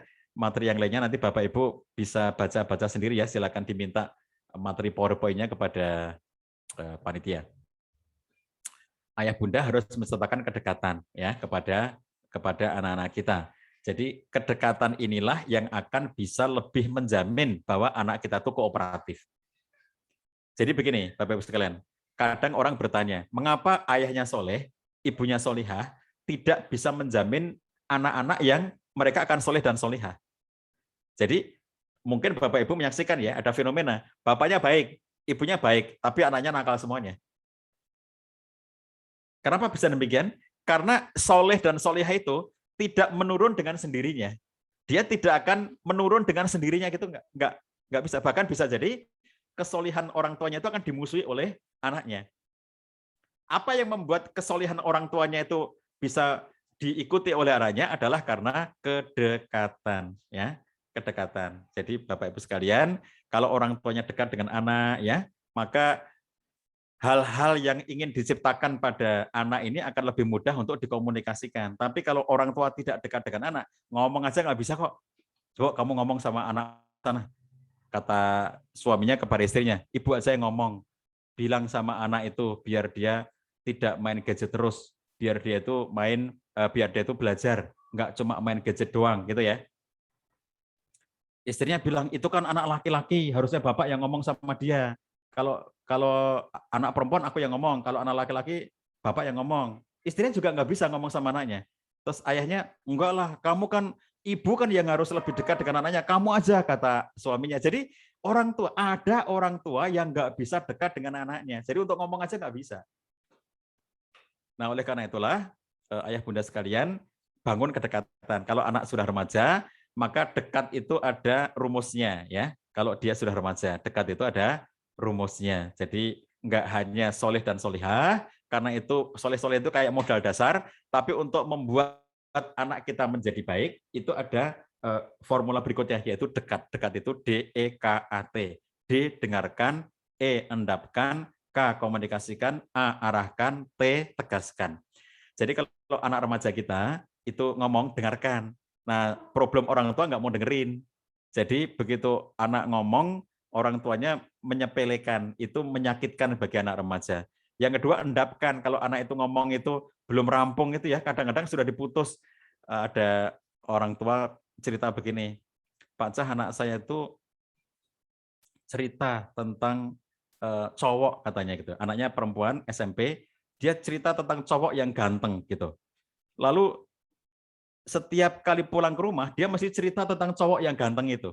Jadi ada satu cowok di SMP-nya itu yang ganteng, yang si anaknya yang perempuan itu selalu cerita tentang cowok ganteng itu.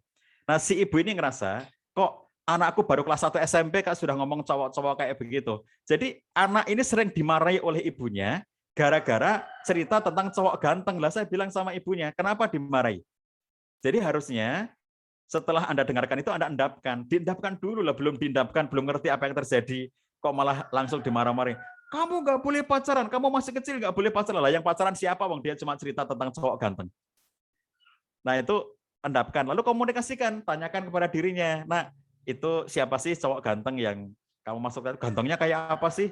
Itu dia tinggal di mana? Orang tuanya siapa? Itu komunikasikan, obrolkan, lalu arahkan. Ya, kita bertanya tentang kayak apa kamu kalau ketemu dia itu, kamu punya perasaan kayak apa gitu. Kemudian kita mengarahkan agar kalau dia sudah mulai terganggu, kamu jangan lagi dekat-dekat dengan dia karena ganggu kamu, ganggu perasaanmu. Kalau kamu nggak merasa terganggu apa-apa, ya nggak apa-apa, namanya itu teman gitu. Tapi kalau kamu terganggu oleh karena kegantengan dia yang membuat kamu jadinya nggak bisa konsentrasi belajar, nah mestinya kamu tidak dekat-dekat dengan dia, itu namanya arahkan. Lalu yang disebut dengan tegaskan itu adalah kayak apapun situasi anak itu, tegaskan bahwa Anda tetap menyayanginya. Tegaskan bahwa Anda sebagai orang tua itu tetap menyayangi dan mencintai anak dengan setulus-tulusnya. Ayah bunda, itu yang bisa saya sampaikan dalam kesempatan kali ini. Mohon dimaafkan kalau ada yang tidak berkenan, dan sisa waktu bisa kita gunakan untuk diskusi. Assalamualaikum warahmatullahi wabarakatuh. Waalaikumsalam warahmatullahi wabarakatuh. Baik, terima kasih Ustadz Cahyadi atas materinya. Ya, sungguh ya menginspirasi sekali untuk kita sebagai orang tua ya dalam membimbing anak kita ya, khususnya dalam menghadapi pembelajaran baik online maupun offline. Oke, Ayah dan Bunda silakan kalau ada yang ingin bertanya boleh langsung tulis di kolom komentar. Ustadz Cahyadi ya, ini mungkin saya sedikit mungkin ada sedikit keresahan yang ingin coba saya tanya, saya florkan juga di sini gitu ya. Kan memang pembelajaran tatap muka terbatas ini sudah diberlakukan ya Ustaz ya oleh pemerintah gitu ya. Artinya para orang tua seharusnya juga bisa mempersiapkan gitu ya anak-anak, memberi motivasi bahwa mereka juga bisa siap kembali untuk hadir ke sekolah. Namun memang beberapa kasus gitu ya anak-anak ini sepertinya sudah terlalu nyaman gitu ya di rumah. Nah, Apakah juga mungkin ini ada peran dari orang tuanya juga nih mungkin Ustadz yang tidak bisa bukan tidak bisa tapi mungkin belum bisa memberikan motivasi terbaik agar anaknya itu siap untuk itu terlibat dalam pembelajaran tatap muka terbatas di sekolah. Kalau dari saya sendiri, apa nih strategi-strateginya nih agar anak ini bisa lebih semangat untuk hadir ke sekolah? Nah, gimana tuh, Ustaz? Ayah bunda sekalian, anak ya dibandingkan dengan orang tua, anak itu jauh lebih mudah mengalami adaptasi dibanding dengan orang tua. Contoh, anak ya semula dari rumah, dia nyaman dengan situasi rumah. Lalu begitu anak ini masuk pesantren, dia akan mengalami guncangan kecil akibat dari perpindahan dari rumah ke pesantren. Nah, ketika di pesantren, dia awalnya mungkin tidak nyaman karena pisah dengan orang tua. Misalnya selama SD, dari kecil sampai SD di rumah. Begitu SMP, misalnya masuk pesantren. Ini mengalami guncangan kecil ketika dia masuk pesantren karena terpisah dengan orang tuanya. Mungkin memerlukan waktu beberapa hari, sampai beberapa pekan, sampai beberapa bulan. Itu guncangan-guncangan yang dialami oleh anak ini. Tapi dia cepat untuk menyesuaikan diri. Beda dengan orang tua. Orang tua itu ya, misalnya ada ini misalnya di instansi pemerintah atau di lembaga-lembaga profesional gitu ya. Mereka itu mutasi, pindah tugas dari satu kota ke kota yang lainnya. Itu rasa beratnya melampaui rasa beratnya anak ketika mereka itu berada dalam lingkungan baru. Orang tua itu lebih sulit beradaptasi secara umum dibandingkan dengan anak beradaptasi. Makanya ketika misalnya ya, bahkan pesantren SD, saya sering ditanya itu sama orang tua ya, Pak Cah bagaimana pendapatnya tentang anak SD yang sudah masuk pesantren. Jadi di rumah itu hanya sebentar dengan orang tuanya, sejak kecil sampai TK. Begitu umur 7 tahun sudah masuk pesantren. Bagaimana dengan anak kecil yang sudah masuk pesantren, SD-nya sudah di pesantren. Berarti di masa kecilnya nggak dekat dengan orang tuanya. Saya bilang, sebetulnya yang Anda khawatirkan apanya gitu. Kalau yang Anda khawatirkan itu adalah bab kedekatan, sebetulnya Anda sudah punya waktu 7 tahun untuk dekat dengan anak itu. 7 tahun. Jadi Anda sudah punya waktu hampir 7 tahun ya, sejak dari anak ini lahir sampai kemudian tahun ke-7 ketika diantarkan ke pesantren itu. Kalau Anda betul-betul menciptakan bonding, Anda sadar sepenuhnya, makanya sejak anak belum lahir itu sudah ada bicara dengan pasangan, anak ini besok kita sekolahkan di mana. Jadi kalau memang dari awalnya itu sudah dirancang anak kita nanti dari awal aja masuk pesantren biar jadi hafid Quran sejak di SD. Kita hantarkan ke pesantren hafid Quran sejak SD. Kalau memang sudah begitu keinginannya, sejak anak ini belum lahir, sejak dalam kandungan, maka ciptakan bonding sebanyak-banyaknya sampai dengan 7 tahun itu. Jadi dibonding dengan luar biasa, sampai akhirnya ketika anak ini sudah masuk pesantren, mereka itu sudah bisa memiliki bonding yang kuat ya, basic-basic yang kuat hubungan dengan orang tuanya itu. Nah, kadang-kadang orang tuanya itu tidak tega, masih kecil Pak Zah, masih kecil. Padahal anak itu mudah banget untuk beradaptasi, beda dengan adaptasinya orang tua gitu ya. Jadi sebetulnya termasuk dalam situasi sekarang, semula anak di rumah. Anak di rumah itu awalnya juga nggak suka. Aku lebih suka sekolah, kata anak-anak, dibandingkan dengan di rumah. Boring di rumah itu. Tapi karena lama-lama akhirnya mereka menikmati. Lalu akhirnya kemudian mereka sekarang sekolah. Itu juga pasti ada proses penyesuaian diri lagi. Persis seperti ketika liburan panjang. Kalau liburan panjang itu sampai dengan 2 bulan, maka begitu peristiwa masuk pertama kali, itu pasti ada adaptasi lagi. Mesti ada sesuatu yang berubah lagi, bergolak lagi pada anak kita. Yang semula kemarin sudah nyaman sekolah, anak SD terutama ya, begitu liburnya 2 bulan, maka untuk masuk kembali berikutnya itu, ini masih anak kecil ya, kelas 1, kelas 2, itu masih berat untuk masuk setelah liburan panjang itu. Nah, semacam itu. Jadi sebetulnya orang tua itu tidak perlu mengkhawatirkan soal hal-hal yang berubah-ubah terhadap anak kita nih. Misalnya semula kebijakannya belajar di rumah, lalu sekarang mulai separuh atau seperempatnya mulai belajar ke sekolah, gitu ya. Sebetulnya orang tua tidak perlu khawatir dengan pola-pola seperti ini karena basicnya anak-anak itu akan mudah sekali untuk melakukan penyesuaian. Jadi ketika orang tua itu tega, artinya begini, tega dalam konteks yang positif ya. Jadi seperti ketika kita mengantarkan anak ke pesantren, pertama kali itu anak kita nangis ketika ditinggal, lalu orang tuanya nggak tega. Nah, tidak teganya orang tua inilah yang menjadi berat bagi anak-anak, karena orang tuanya nggak tega. Biasanya anak TK ya, anak TK. Begitu TK pertama kali, lalu dia tuh dilepas itu belum bisa. Jadi ibu harus nungguin. Biasanya yang ngantarkan ibunya, ibu harus nungguin. Aku nggak mau sekolah kalau nggak ada ibu gitu kan. Jadi akhirnya ditungguin sama ibunya gitu. Nah, tapi menunggunya itu tidak boleh keterusan. Artinya harus ada batas sampai kapan dia nunggui. Sebab tidak melatih kemandirian kalau tidak seperti itu. Nah, kadang-kadang tidak tega. Nah, tidak teganya ini kadang-kadang kemudian diwujudkan dalam bentuk-bentuk yang tidak tepat. Contohnya, begitu anak nangis, kemudian dipegang sama gurunya, terus diajak kemana, orang tuanya langsung pergi gitu aja gitu ya. Atau kalau dalam bahasa Jawa, dilimpeke itu apa? Jadi anaknya itu masih pengen sama ibunya, nggak mau dilepas, terus kemudian, Nana, itu lihat tuh, di sana itu ada mainan bagus tuh. Akhirnya anak berpaling ke sana kan, ditunjukin itu, ibunya ngerti-ngerti nggak ada gitu aja ya. Jadi bapaknya, ibunya itu punya ilmu menghilang di mata anaknya itu. Baru sebentar dia ngeliat ke sana, begitu ngeliat lagi, bapak ibunya sudah nggak ada. Nah, teganya juga tidak seperti itu. Bukan seperti itu yang dimaksud dengan tega, yang positif tadi saya bilang itu ya. Teganya diwujudkan dalam bentuk bahwa memang ayah ibu harus melepas, anak ini harus belajar. Lalu kemudian tega untuk mendengarkan tangis anaknya. Anak, kamu di sini sama Pak Guru, sama Bu Guru ya. Ayah ibu harus bekerja, pamit ya. Kamu nanti ketemu lagi sama bapak sama ibu siang hari. Nanti bapak ibu datang lagi. Jadi meskipun anaknya nangis, tetapi pamit baik-baik. Bukan, Nana itu ada mainan di sana, bagus tuh. Itu ada temanmu datang. Anaknya ngeliat ke sana. Begitu anaknya sebentar aja ngeliat sana, dia balik sudah nggak ada orang tuanya. Nah, kayak begini ini kalau konsisten, itu akan menimbulkan luka hatinya anak ya. Yang sering disebut dengan luka pengasuhan itu hanya dari peristiwa-peristiwa kecil kayak begini ini tapi berulang.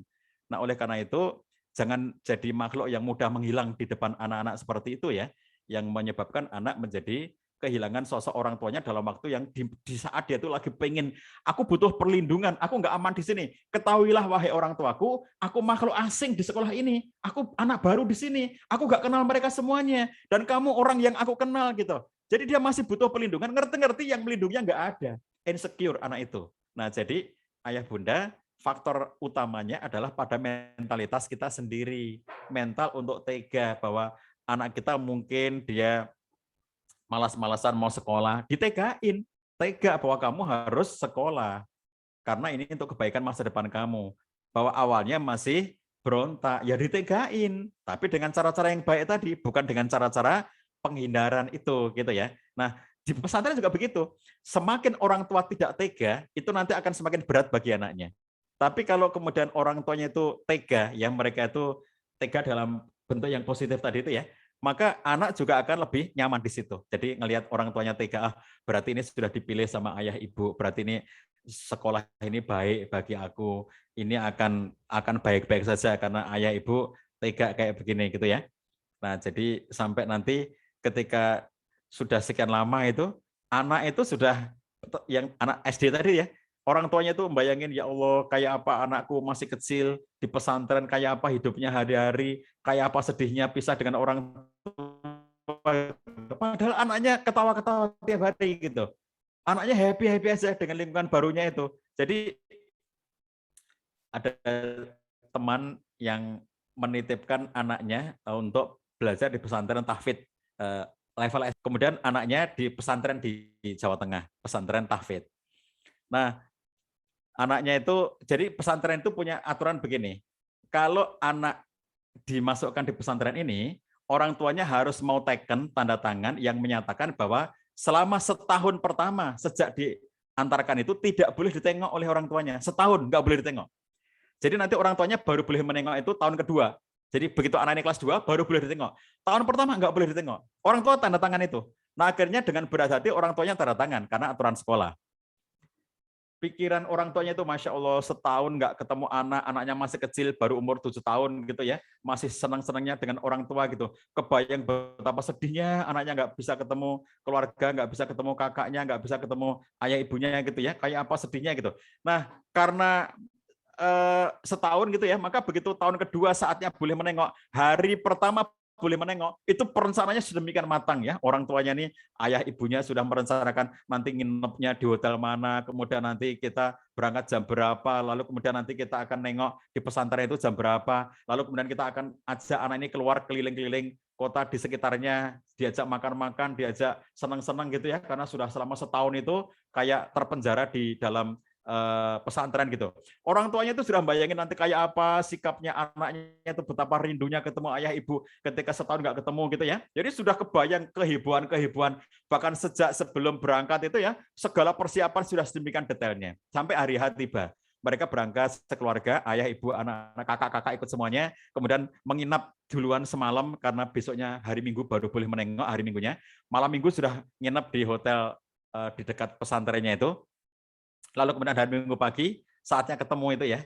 Saatnya ketemu pertama kali setelah setahun nggak ketemu anak SD itu. Apa yang terjadi? Setelah anaknya, kan orang tuanya datang duduk di ruang tamu gitu ya, terus kan dipanggil tuh anaknya tuh. Anak ini orang tuanya datang, dipanggil. Setelah anaknya datang, yang kebayang oleh orang tuanya, betapa dia akan nangis, memeluk ayah ibunya karena kangen setahun nggak ketemu gitu ya. Ternyata nggak begitu, anaknya datang dengan biasa aja. Setelah ketemu ayah ibunya, dia bilang, ayah ibu kenapa kesini katanya gitu. Jadi bukan adegan memeluk, adegan nangis, nggak ada. Anaknya malah nanya kenapa ayah ibu kesini katanya gitu. Ayah ibu pulang aja katanya gitu, nggak usah kesini gitu. Terus kemudian bahkan ketika diajak jalan-jalan, enggak, aku di sini aja sama teman-teman aja. Aku nggak mau keluar, nggak mau jalan-jalan. Coba bayangkan orang tua yang semalam bayangin anaknya tersiksa di pesantren, enggak. Mereka tuh happy aja sepanjang orang tuanya memang dari awal sudah ikhlas, sudah menegakan gitu ya. Tega dalam pengertian yang positif tadi itu akan baik-baik saja. Jadi kunci utama tetap di orang tua ya. Demikian ayah bunda sekalian. Baik, Ustadz Sahyadi, terima kasih atas paparannya. Jadi kita sebagai orang tua juga harus bisa menciptakan ya sebuah mental kepada anak-anak kita agar mereka bisa lebih mandiri.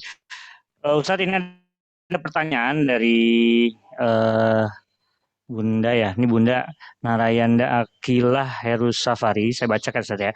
Sejak PJJ, anak jadi kecanduan gadget. Ketika kita membatasi jam bermain gadget, maka mereka akan ngamuk dan marah-marah hingga nangis heboh. Atau apabila gadget kita ambil, maka setelah dia marah-marah, maka dia akan main keluar rumah hingga menjelang maghrib. Atau main ke rumah teman yang diizinkan main gadget non-stop oleh orang tuanya. Nah, ini ada pertanyaan dari Bunda ini. Bagaimana atau apa yang harus kita lakukan sebagai orang tua untuk menasehati anak ini agar bisa berubah? Monggo Pak Ustadz. Sahabat sekalian yang dirahmati Allah SWT, ini fenomena umum ya, di mana-mana fenomena umum, artinya bukan hanya Bunda sendiri yang mengalaminya, mungkin mayoritas masyarakat di Indonesia itu mengalami peristiwa yang serupa. Karena memang dampak dari tidak bolehnya keluar rumah, larangan keluar rumah selama pandemi, menyebabkan anak-anak tidak memiliki aktivitas-aktivitas yang memadai untuk dirinya menghabiskan waktu. Jadi hanya di rumah saja, lalu kemudian anak itu disuruh belajar di rumah secara online, kemudian tidak ada kegiatan-kegiatan keluar. Sehingga dampaknya kegiatan online menyebabkan dia harus pegang handphone, tapi di sisi yang lainnya tidak ada kegiatan keluar. Di rumah terus, dampaknya kemudian dia akan asyik dengan gadgetnya. Saya kira ini fenomena umum ya di masyarakat kita saat ini. Kalau dulu banyak orang tua bisa melarang anaknya nggak pegang gadget, sekarang mau nggak mau orang tua harus mengizinkan anaknya pegang gadget karena tuntutan ya. Nah, apakah seperti ini tidak bisa diatasi? Bisa ayah bunda sepanjang kita terus mendampingi. Jadi boleh anak kita main game, jangan dilarang, masa main game dilarang. Sementara mereka tidak bisa berkegiatan lainnya. Cuma yang perlu dilakukan pembatasan, bukan pelarangan ya. Misalnya pembatasan game apa yang boleh, game apa yang tidak boleh, lalu berapa lama main gamenya yang dibolehkan, gitu. Sesuatu yang kemudian memang kita perlu mendampingi. Sedikit berantem tidak masalah, anaknya nangis tidak masalah, bapak ibu harus ngerti, nangis itu sehat, jangan dilarang nangis, coba dilarang nangis, stres malah orang nggak bisa nangis ya. Jadi kalau orang tua itu salahnya kan gini, anaknya nangis, jangan nangis kamu, masa nangis nggak boleh, lah kan nangis itu boleh gitu. Kalau nangis saja nggak boleh, itu kan malah nggak sehat. Nangis itu sehat ya. Orang bisa nangis itu sehat. Coba orang kalau nggak bisa nangis, itu kan jadi malah bermasalah kan? Kalau nggak bisa nangis itu. Jadi jangan dilarang nangis. Bagaimana kalau nanti sampai dia tantrum? Kalau orang Jawa mengatakan gulung komeng, ya nggak apa-apa gulung komeng ya. Gulung komeng nangis-nangis keras kayak gitu ya nggak apa-apa gitu. Itu kan ada saatnya dia capek gitu ya. Pertama kali kami menyapih anak dari gadget, ya dia gulung komeng, nangis-nangis, tantrum gitu. Saya bilang sama dia, terus nggak apa-apa kok, sehat itu. Kamu nangis gitu keras-keras itu sehat. Makin keras tangismu makin sehat kamu, karena itu latihan pernafasan dan latihan jantung saya bilang. Jadi begitu dia nangisnya keras-keras itu ya kan capek mesti capek, udah capek, masih pengen nangis, tawari lagi. Ditunggu kok, nggak apa-apa kamu nangis gitu ya. Jadi nanti kemudian dia akan capek, ada masanya anak itu akan capek ya. Makanya tadi saya bilang di depan Bapak Ibu sekalian, sebelum bisa melakukan tindakan kayak begitu harus ada apa? Dekat dengan anak, itu nomor 1 dulu. Kalau dari awalnya sudah berantem, ya memang nggak bisa kayak begitu. Tapi kalau dari awalnya itu orang tua sudah dekat, maka kayak begitu bisa kita lakukan. Kenapa? Karena kita yakin dekat. Karena kita yakin sebagai orang tua itu kita dekat dengan anak. Makanya begitu anaknya nangis kita biarin itu enggak apa-apa, dia nggak akan lari dari rumah. Saya tahu tipe anak saya, dia tidak mungkin lari dari rumah. Dia tidak mungkin akan meninggalkan kami semuanya. Makanya begitu dia nangis kayak apapun ya, selesai nangis kita bilang lagi, masih pengen nangis lagi? Nggak apa-apa kok, nangis lagi aja, nggak apa-apa, saya bilang gitu ya. Nangis keras nggak apa-apa, itu latihan pernafasan, itu sehat itu, saya bilang gitu. Nah, begitu kemudian dia mulai capek nangis itu ya, kita arahkan dia kepada sesuatu yang positif, misalnya apa? Baca. Makanya anak saya yang paling kecil, yang sekarang sudah SMP itu kalau baca itu luar biasa, karena kita menyapihnya dari gadget ketika dia dulu SD, sebelum ada pandemi ya, dengan catatan sebelum ada pandemi, karena memang memungkinkan tanpa gadget itu memungkinkan. Jadi selama SD dari kelas 3 sampai kelas 6 no gadget, tetapi dia asyik dengan bacaan. Jadi ensiklopedi di rumah kami ada banyak banget ensiklopedi, dan kemudian anak itu setiap kali mau tidur dia bawa dia ngambil sendiri 4 ensiklopedi gitu ya, dibaca setelah rampung kemudian dia baru tidur gitu. Kalau kami pergi, misalnya kalau dulu ayah ibu saya masih ada, saya nengok orang tua misalnya gitu ya, 3 jam perjalanan dari rumah saya menuju rumah ibu saya, 3 jam di mobil, anak saya kita bawakin 1 paket ensiklopedi gitu ya, asik dia membaca dari berangkat sampai tiba di rumah orang tua saya gitu. Saya bilang, nah sudah sampai. Baru nyadar ya, oh nggak terasa kata dia gitu, karena asik baca buku itu. Jadi alihkan dengan sesuatu yang juga dengan pendampingan. Jadi bukan cuma baca sana, ya nggak bisa lah kalau cuma begitu. Itu loh, buku banyak, ya nggak bisa kalau cuma begitu. Mengalihkan dengan pendampingan, mengajak sesuatu yang asik dengan pendampingan. Kalau kemudian anak kita izinkan untuk bermain-main, dengan pendampingan. Saya punya forum mabit ya, mabit itu bermalam bersama anak-anak itu, tetapi saya mengontak dulu orang tua ini kan tetangga dekat, dan saya memilih orang tua yang bisa kooperatif, misalnya no gadget, mabit no gadget. Jadi ketika anak-anak itu ngumpul semuanya, kemudian di rumah kami mereka ada tempat di belakang rumah kami ya, ada tempatnya gitu, mereka mabit di situ. Sebelum mereka masuk, kami screening. Ayo, mana tasnya, digeledah, ada gadgetnya enggak? Begitu kita temukan ada gadget, kita sita. Jadi mereka di dalam kamar itu beberapa orang bermalam, misalnya malam minggu gitu, tetapi kemudian mereka yang kita sediakan adalah ensiklopedi. Jadi mereka akhirnya kalaupun baca itu ensiklopedi, tidak satupun yang bawa gadget di situ. Nah, jadi mereka berkegiatan asyik dengan teman-temannya. Ya, itu bagian dari cara sosialisasi dengan teman-teman, membuat mereka tidak boring. Coba bayangkan di rumah online ya, kalau misalnya main gadget nggak boleh, main game nggak boleh, sementara mereka juga nggak bisa keluar rumah, lah terus ngapain, kan boring mereka pasti. Jadi menggunakan gadget ada pendampingannya, mengalihkan gadget ada pendampingannya, membawa mereka kepada kebiasaan baru ada pendampingannya. Pendampingan ini loh yang seringkali dilalaikan atau orang tua tidak sabar untuk melakukannya karena merasa sibuk ya, bukan merasa, memang sibuk, sehingga akhirnya merasa tidak punya waktu untuk melakukan pendampingan seperti itu. Dampaknya akhirnya anaknya cuma dimarah-marahi doang, nggak boleh main game, nggak boleh gadget, nggak boleh ini, nggak boleh itu, tapi tidak ada pendampingan. Nah, disitulah yang menyebabkan banyak yang tidak berhasil untuk mengalihkan itu, karena pertama tidak ada kedekatan tadi, padahal yang saya ingatkan dari awal tadi harus ada dekatnya ya, membangun kedekatan itu harus ada. Jadi membangun kedekatan ini gunanya dalam rangka seperti ini. Kalau sudah ada kedekatannya, dalam rangka mengalihkan itu kita ngobrol sama dia. Nah, kamu ngerti nggak kalau gadget itu nggak baik bagi kamu gitu. Ngobrol ya dengan anaknya. Anak saya lulus SMP mau masuk SMA. Terus kita tanya begini, Bang, kamu waktu itu ya, Bang, kamu pengen hadiah apa? Ini lulus SMP mau masuk SMA, kamu merasa perlu hadiah apa, sesuatu yang bermanfaat? Ya kalau ayah ibu mau ngasih aku hadiah, belikan aja handphone, kata dia gitu, karena aku nggak punya handphone. Itu masuk SMA. Kita juga nggak segera belikan handphone gitu. Kita bilang sama dia, Bang, kamu yakin mau pegang handphone? Kamu ngerti nggak? Bagi kamu nanti handphone itu fungsinya apa sih? Kamu pakai untuk apa gitu? Jadi akhirnya kamu nanti itu akan menggunakan itu untuk apa gitu? Kalau kamu pegang handphone itu, apalagi kamu nanti masuk pesantren. Di pesantren kamu nggak boleh bawa handphone. Yakin kamu bahwa kamu perlu handphone? Kita ajak ngobrol gitu ya. Akhirnya dia sendiri yang memutuskan. Ya udahlah kalau itu nggak jadi handphone aja. Dia memilih yang lainnya. Jadi nggak ada paksaan untuk. Jadi seandainya dia mengatakan saya yakin saya perlu handphone dengan keperluan begini, dia bisa menarasikannya, kita pun tidak keberatan membelikan.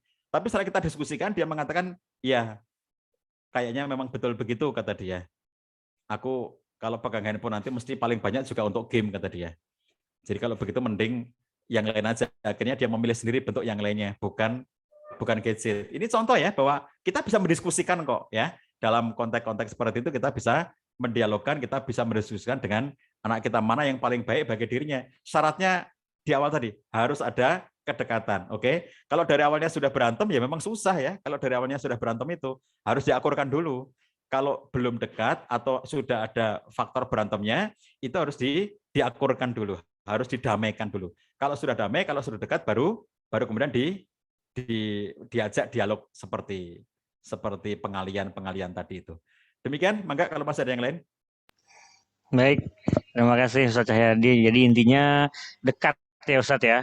Dengarkan, endapkan, komunikasikan, arahkan, dan tegaskan gitu ya Ustaz ya. Jadi untuk bisa menjaga ya anak kita gitu ya, ketika gadgetnya sudah selesai ya kita batasi gitu ya. Ya tadi kita perlu pendampingan ya Ustaz ya, agar anak-anak juga bisa diarahkan oleh kita. Baik, khusus untuk Bunda yang bertanya, semoga jawaban Ustaz Cahyadi tadi bisa menjadi jawaban yang pertanyaan dibutuhkan oleh Bunda ya. Oke, Ayah dan Bunda, karena waktu kita yang terbatas nih ya untuk sesi tanya jawab, mohon maaf kami cukupkan ya. Jadi insya Allah jika nanti ada pertemuan berikutnya kami akan akomodir kembali ya. Semoga dari kesempatan kita bisa bertemu kembali ya. Baik Pak Ustadz, ya untuk mengakhiri kajian pagi hari ini mungkin Ustadz Cahyadi bisa memberikan closing statement terkait dengan tema yang kita angkat pada pagi hari. Yang dirahmati Allah SWT, poin utama yang dari awal saya sampaikan adalah menciptakan suasana yang kondusif untuk pembelajaran ya. Jadi sepanjang ayah bunda itu baik-baik saja, anak Anda akan baik-baik saja dalam situasi apapun, entah pandemi, entah tidak pandemi, entah belajarnya online murni atau offline murni, atau campuran dari keduanya, entah tatap muka sepenuhnya atau tatap muka terbatas, apapun situasinya. Sepanjang ayah bunda baik-baik saja kondisinya, suasananya, mereka akan baik-baik saja, percayalah ya. Jadi yang nomor satu adalah ciptakan dulu suasana yang kondusif itu. Yang terakhir dari saya, ayah bunda sekalian, teman-teman dari Agen Kebaikan Umat ini memiliki sangat banyak program kebaikan untuk umat sebagaimana namanya ya, Agen Kebaikan Umat, sangat banyak agenda-agenda kebaikan umat, maka kontribusikan sebagian dari dana Anda melalui Agen Kebaikan Umat untuk berbagai amal-amal kebaikannya. Sangat banyak yang tadi sudah diceritakan oleh Ustadz Mardona ya, bagaimana menyebarkan Quran, mushaf Quran ke berbagai tempat, kemudian membuatkan fasilitas-fasilitas yang bermakna seperti air ya untuk tempat-tempat yang memerlukan air untuk keperluan mereka dan seterusnya. Sangat banyak agenda-agenda kebaikan melalui aku ini. Silakan Bapak Ibu berdonasi, kontribusikan sebagian harta Anda, dan kalau nanti wujudnya mushaf Quran dibaca oleh orang yang membacanya, maka nilai bacaan Quran pahalanya itu mengalir juga kepada Anda sebagai amal jariah. Kalaupun orang yang memberikan hartanya tadi sudah meninggal dunia, tapi Qurannya masih ada dan terus dibaca, kemudian Quran yang dibaca ini menimbulkan kebaikan bagi dirinya, lalu kemudian turun juga kepada anak-anaknya, kebaikannya itu akibat dari dia membaca Quran tadi itu, maka itu pun akan terus-menerus pahala yang mengalir. Silakan berdonasi, nomor rekening sudah dituliskan oleh teman-teman. Mudah-mudahan itu menjadi amal jariah bagi kita semuanya. Bila taufik wal hidayah. Assalamualaikum warahmatullahi wabarakatuh. Waalaikumsalam warahmatullahi wabarakatuh. Jazakumullah khairan katsiran Ustadz Cahidita Karyawan untuk closing statement dan juga kajian online pada pagi hari ini. Semoga apa yang telah disampaikan pada pagi hari ini ya bisa bermakna dan bermanfaat untuk kita semua dalam mempersiapkan anak kita menghadapi pembelajaran tatap muka terbatas. Baik, Ayah Bunda, dengan berakhir closing statement dari Ustadz Hedi, berakhir pula pemaparan kajian online pada pagi hari ini. Saya Aska, selamat pada pagi hari ini. Mohon undur diri, kurang lebihnya mohon maaf. Assalamualaikum warahmatullahi wabarakatuh. Waalaikumsalam warahmatullahi wabarakatuh. Jazakallah kepada Ustadz Aska yang telah memandu acara kajian ini.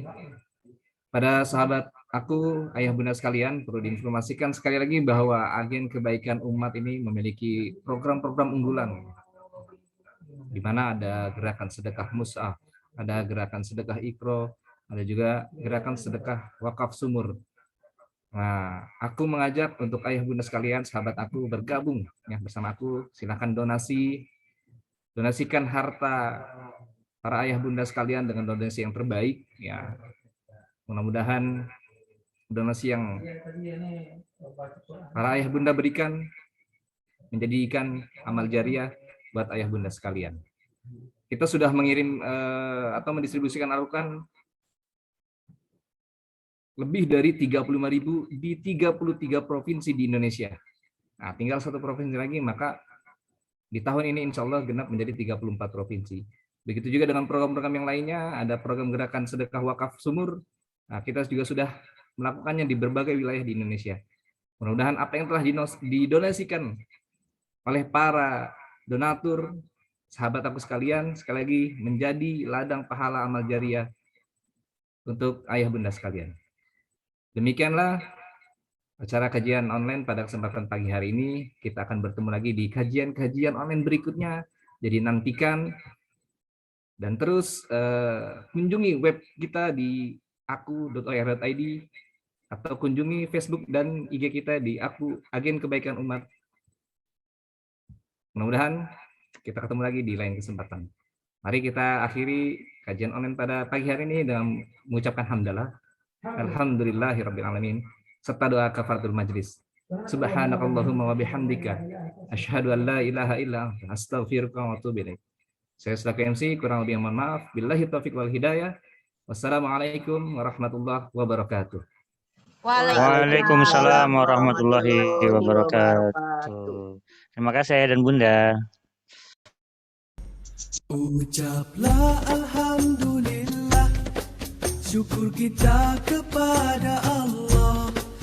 Ucaplah alhamdulillah, syukur kita kepada Allah.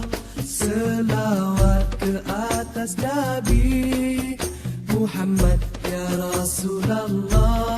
Selawat ke atas Nabi ya Rasulullah. Ucaplah alhamdulillah, syukur kita kepada Allah. Ucaplah alhamdulillah, syukur kita kepada Allah. Selawat ke atas Nabi Muhammad ya Rasulullah. Selawat ke atas Nabi ya Rasulullah. Tanda syukur itulah taat setiap tempat, setiap waktu. Syukur itu dapat dilihat pada sikap dan tingkah laku. Marilah bersama kita bersyukur kepada Allah. Kita bersyukur. Ucaplah alhamdulillah, syukur kita kepada Allah. Ucaplah alhamdulillah, syukur kita kepada Allah.